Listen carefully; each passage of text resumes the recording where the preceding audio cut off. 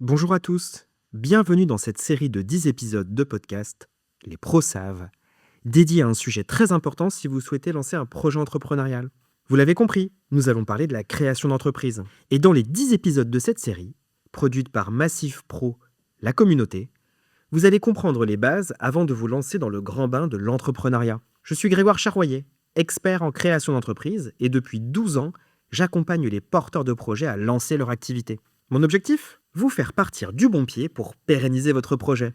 Dans cet épisode, on va parler d'un sujet crucial au démarrage. Choisir les bonnes options fiscales à la création de votre entreprise. Et nous allons avancer en 3 temps. D'abord la micro-entreprise et le versement forfaitaire libératoire. Ensuite, l'arbitrage entre l'impôt sur le revenu et l'impôt sur les sociétés. Et enfin, le choix du régime de TVA. Alors on commence. En micro-entreprise, faut-il choisir le versement forfaitaire libératoire ? Déjà pour comprendre, vous devez déclarer votre chiffre d'affaires encaissé chaque mois ou chaque trimestre en micro-entreprise. Et sur ce chiffre d'affaires, vous allez payer de l'impôt sur le revenu, déduction faite d'un abattement qui dépend de votre activité. L'abattement s'élève à 71% lorsqu'on réalise une activité d'achat-revente, 50% lorsqu'on réalise une prestation de service commerciale ou artisanale, et 34% lorsqu'on réalise une activité libérale. Un consultant indépendant qui réalise 10 000 € de chiffre d'affaires va bénéficier d'un abattement de 34% et être imposé sur 6 600 €. Le versement forfaitaire libératoire, qu'on appelle souvent le VFL, permet de payer de l'impôt sur le revenu en même temps et au fil de l'eau, sous forme d'un pourcentage du chiffre d'affaires du micro-entrepreneur. Et les taux sont simples. 1% pour les activités d'achat-revente et la fourniture de logement, 1,7% pour les activités de prestation de services commerciales ou artisanales, et 2,2% pour les activités libérales. Et donc c'est important de comprendre que ce pourcentage s'ajoute à vos cotisations sociales que vous payez tous les mois ou tous les trimestres à l'URSSAF. Et donc l'intérêt, c'est la lisibilité et l'étalement. Mais ce n'est pas forcément une économie d'impôt.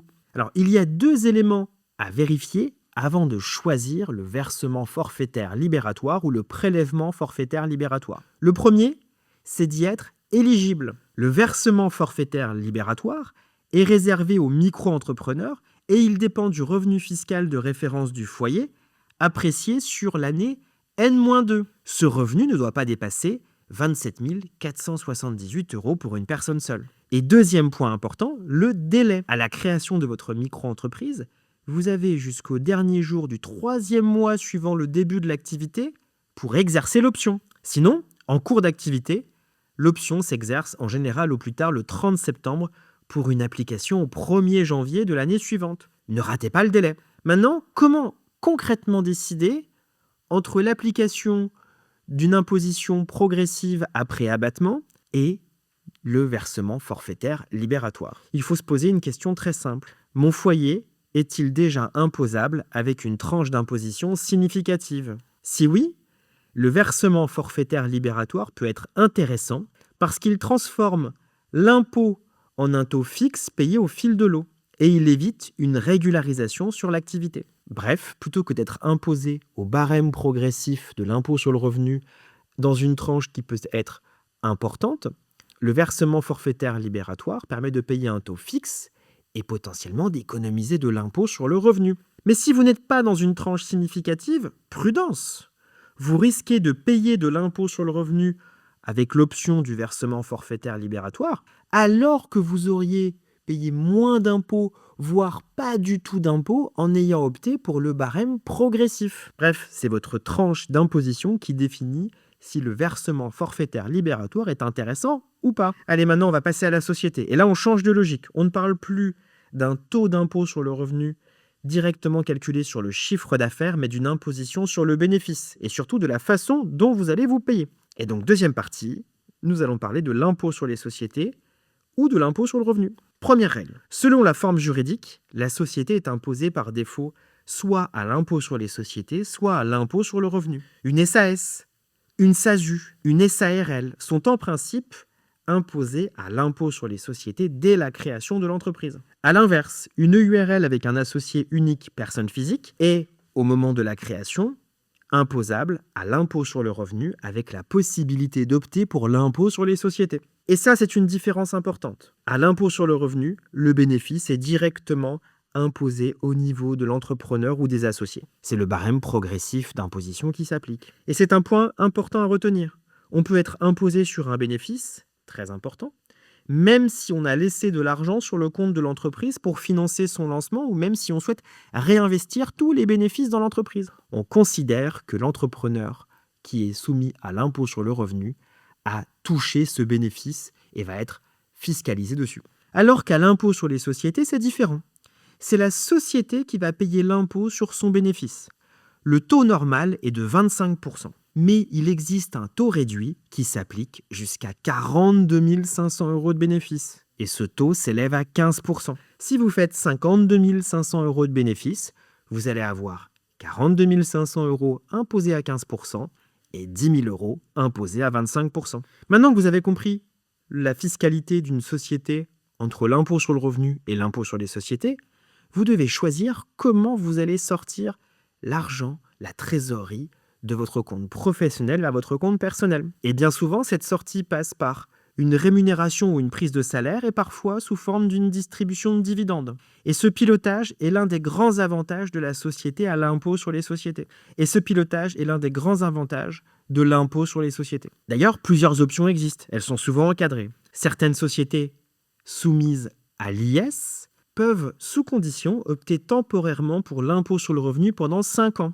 C'est la fameuse SASU à l'IR. A l'inverse, certaines structures à l'impôt sur le revenu peuvent opter pour l'impôt sur les sociétés, comme l'EURL qui peut opter pour l'impôt sur les sociétés indéfiniment. Et retenez ceci, si vous voulez réinvestir pour grandir, pour faire croître votre projet, l'impôt sur les sociétés est souvent cohérent parce qu'il vous permet de lisser votre rémunération et de laisser du résultat dans la société après impôt. Si vous devez sortir quasiment tout le résultat pour vivre, l'IR peut être simple au démarrage, mais attention au niveau d'imposition de votre foyer fiscal. Si vous pensez réaliser des pertes au démarrage, peut-être que l'IR peut être intéressant pour imputer ces pertes directement sur les revenus de votre foyer fiscal.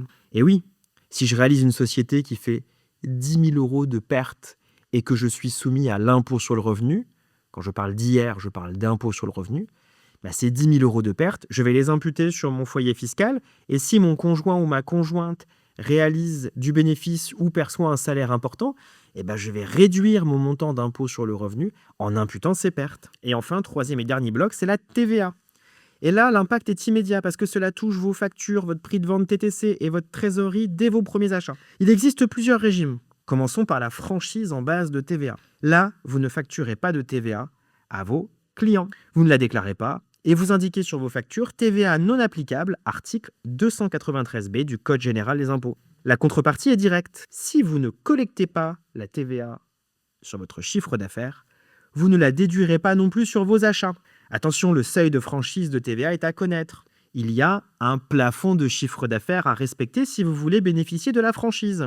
Ce plafond s'élève à 85 000 € pour des activités de commerce, de vente et d'hébergement, avec une tolérance jusqu'à 93 500 € pour l'année en cours. Si vous dépassez ce seuil, vous êtes éligible à TVA l'année du dépassement. Mais si vous dépassez uniquement le seuil de 85 000 €, vous serez éligible à la TVA l'année suivante. Idem pour la prestation de service. Le seuil s'élève à 37 500 € avec une tolérance jusqu'à 41 250 €. Si vous dépassez ce montant, vous êtes soumis à TVA le mois du dépassement. Sinon, ça sera l'année suivante que la franchise cessera de s'appliquer.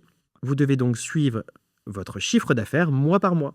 Alors maintenant, que choisir entre la franchise et l'assujettissement à la TVA ? Ça dépend. Si vous êtes surtout en B2C, ça veut dire que si vos clients sont des particuliers, ils vont être sensibles au prix de vente TTC. Et la franchise peut être un avantage commercial au démarrage puisque vous n'aurez pas à appliquer de TVA. Vous pourrez être moins cher que vos concurrents. Si vous êtes en B2B, ça veut dire que vos clients sont des professionnels, la TVA est bien souvent neutre pour vos clients. Et en tant qu'assujetti, vous pourrez récupérer la TVA sur vos dépenses, sur vos achats. Et là, ça peut être pertinent d'opter pour la TVA. Donc, vous pouvez choisir d'être assujetti même si vous êtes sous les seuils de TVA. L'option se fait par écrit au service des impôts des entreprises et prend effet au premier jour du mois.